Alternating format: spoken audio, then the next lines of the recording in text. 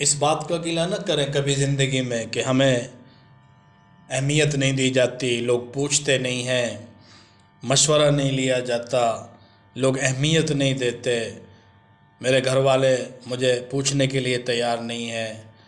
اور میری بات کو تو کوئی اہمیت ہی نہیں دی جاتی۔ اگر آپ اس قابل بھی ہیں تب بھی اس بات پر گلہ نہ کریں۔ امام بخاری رحمہ اللہ جیسے لوگ تین مرتبہ جلا وطن ہوئے۔ وہ انسان جنہوں نے امت کو ایسی کتاب دی کہ علماء کرام کا اس بات پر اتفاق ہے، اصح الکتب بعد کتاب اللہ الصحیح البخاری،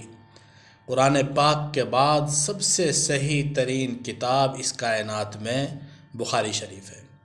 ایسی کتاب کے لکھنے والے 40 سال جنہوں نے سالن استعمال نہیں کیا، 40 سال۔ اطباء نے کہا، ان کا قارورہ چیک کیا اور کہا کہ یہ کسی ایسے پادری کا، کسی ایسے راہب کا قارورہ محسوس ہوتا ہے کہ جس نے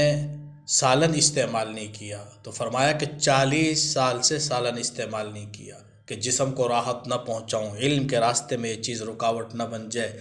وہ انسان دنیا سے گئے تو جانے سے پہلے اتنے تنگ ہو گئے تھے لوگوں کے رویے سے کہ دعا کی اللہ تعالیٰ سے، اللہم انہ قد ضاقت علی الارض بما رحبت فاقبضنی الیہ، یا اللہ تعالیٰ زمین اپنی تمام تر وسعتوں کے باوجود، اپنی تمام تر پھیلاؤ کے باوجود میرے اوپر تنگ ہو گئی ہے، تو مجھے اپنے پاس بلا لے۔ اتنا تنگ ہو کے دنیا سے گئے، پردیسی کی موت آئی اور وطن سے دور، خرے تنگ، ایک نامعلوم سا علاقہ، غیر معروف، غیر مشہور علاقہ۔ اگر امام بخاری رحمہ اللہ کا وہاں انتقال نہ ہوا ہوتا اور اس کو یہ تاریخی اہمیت حاصل نہ ہوتی تو آج شاید کوئی اس جگہ کا نام بھی نہ جانتا۔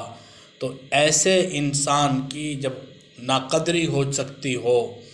ایسے آدمی کو جب نظر انداز کیا جا سکتا ہو، اور اتنے بڑے امام کو دنیا سے جانے سے پہلے اللہ سے دعا مانگنی پڑی ہو کہ اللہ تعالیٰ مجھے اپنے پاس بلا لے، میں تنگ آ گیا ہوں، تین مرتبہ جن کو جلا وطن کیا ہو، تو میں اور آپ کیا اہمیت رکھتے ہیں۔